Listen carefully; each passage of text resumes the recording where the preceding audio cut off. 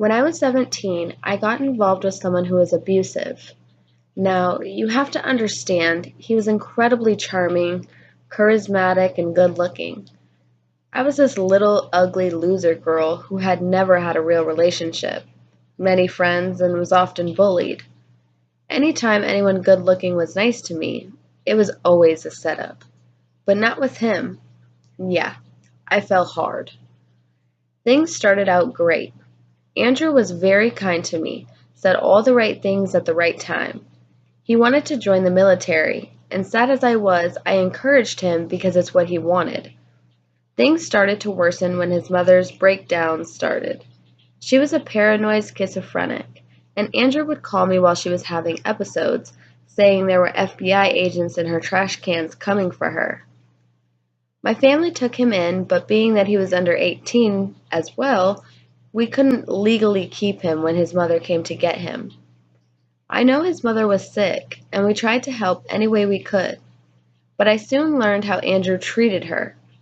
He talked to her so nasty, so berating. He would tell her when to shut up and controlled the conversation. It was almost like she was afraid of him.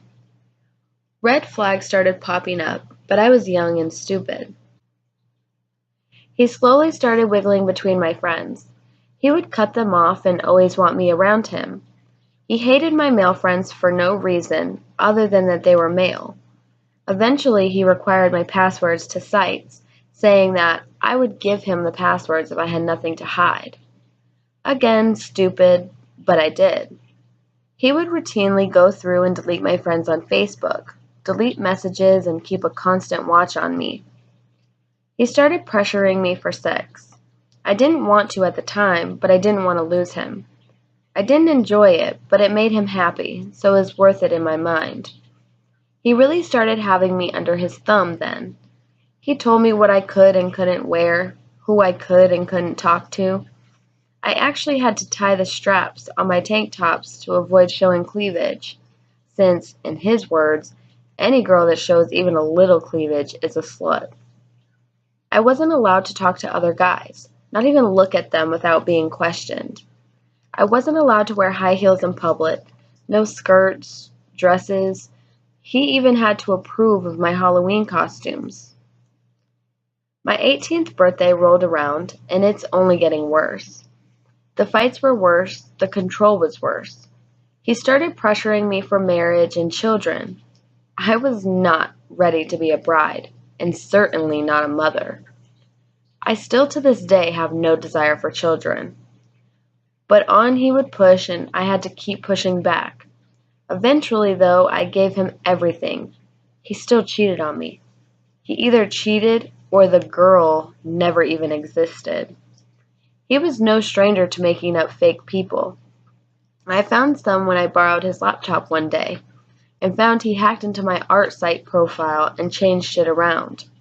Of course he lied about it, but his facts weren't adding up at all, and the evidence was there. I was a dumb kid, but not that dumb. It crushed me.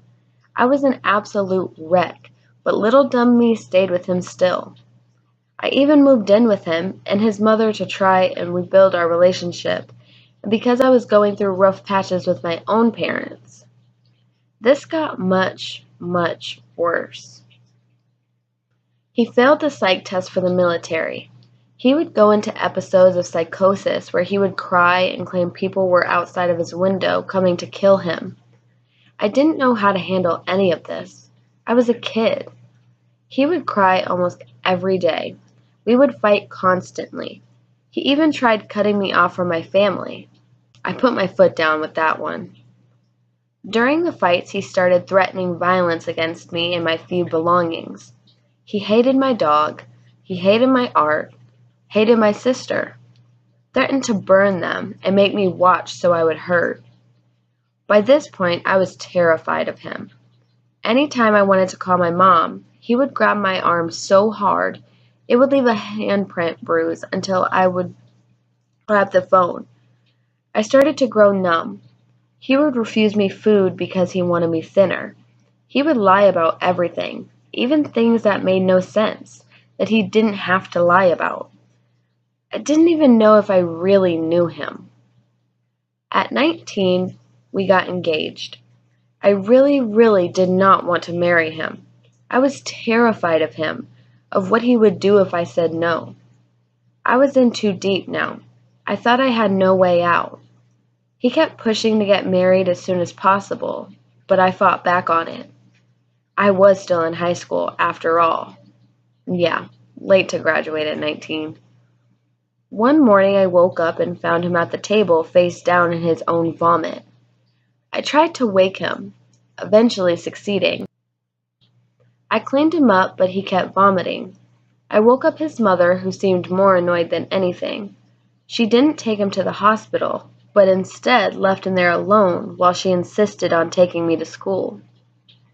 His mother never liked me much. He later claimed no memory of the event and that it was just a normal night. To this day, I think he probably took some kind of drugs, though he would never tell the truth about anything. I got a job while in school to support myself a little. His mother complained that I was just a money sink and burden, though I didn't eat any of their food and took short showers. The only time I would have food for the day was during lunch in high school. I worked fast food most days until 11 at night. Then it happened. We got a call that he had been in a motorcycle accident and had to be airlifted to a trauma center. I'm not proud of it, but for a moment I thought of how much better life would be if he died. He didn't. Andrew shattered both wrists and arms and broke his femur in 3 places. He couldn't walk, couldn't feed himself. After surgery, when he was released back home, his mother had me tend to all his care. I would wake up at 7 a.m. for school, go to work until 11 p.m., and take care of Andrew all night. He would sleep during the day and keep the light on and TV loud at night because being in the dark depressed him. I've always had trouble sleeping with any kind of light. He would wake me up anywhere from 7 to 14 times a night to get him food, water, medicine, rotate him, bathe him, etc. This went on for 2 months. I started falling asleep in class. It was the only place I had any peace. One day I couldn't keep awake no matter how my teacher scolded me, and she yelled at me to get out of her class. She came out and talked to me, and I just broke down crying. I am so thankful I had my teacher. She was really my best friend. She was harsh and no bullshit, but she was always there for me and really cared about all of her students. I just unloaded everything. She comforted me as best she could and had me go home to get some sleep for the day. Shortly after, my sister moved back home. I've always been really close with my sister. She was bringing me home for a visit with my parents, one of the rare times he wasn't with me. She just asked one question. I remember it well. "Are you happy with him?" Again, I broke down. I rarely cry, but I had been breaking. We must have sat in that damn car for 3 hours, just me spewing my story. My family loathed Andrew. They could see I was afraid of him. My mental health was dwindling. I even planned and attempted suicide while with him because I thought it was my only escape. My sister just held me for a while and agreed to help me move out subtly. And so I did. I had moved all my stuff to her car on the breakup day. He noticed as I was leaving what was happening. He screamed and pleaded and cried.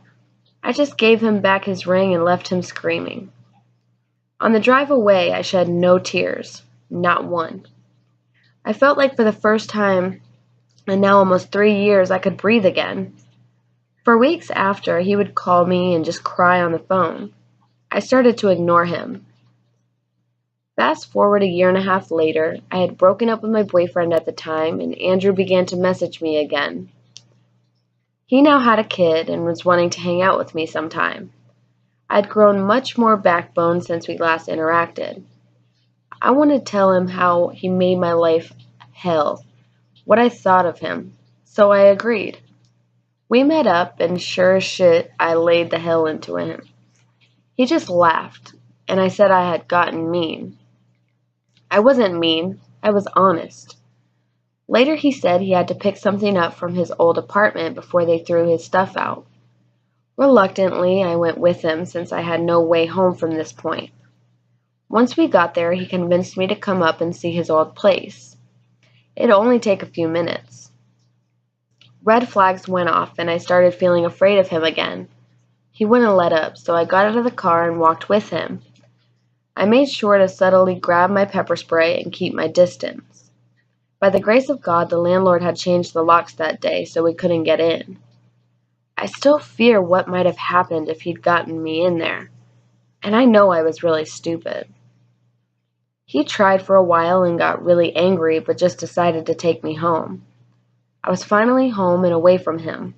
He stopped contacting me at all, and I was super happy. He would come by my house and tell me to meet him outside for mail. I would just tell him to leave it on the porch and go. I'd only get the mail after he left hours later. He'd drive by my house sometimes. My whole family was afraid he would try something, though one day he up and moved to California out of nowhere. I've not seen or heard from him since. Hell, I don't even know if he's still alive. I'm 23 now, and still in the back of my mind, he haunts me.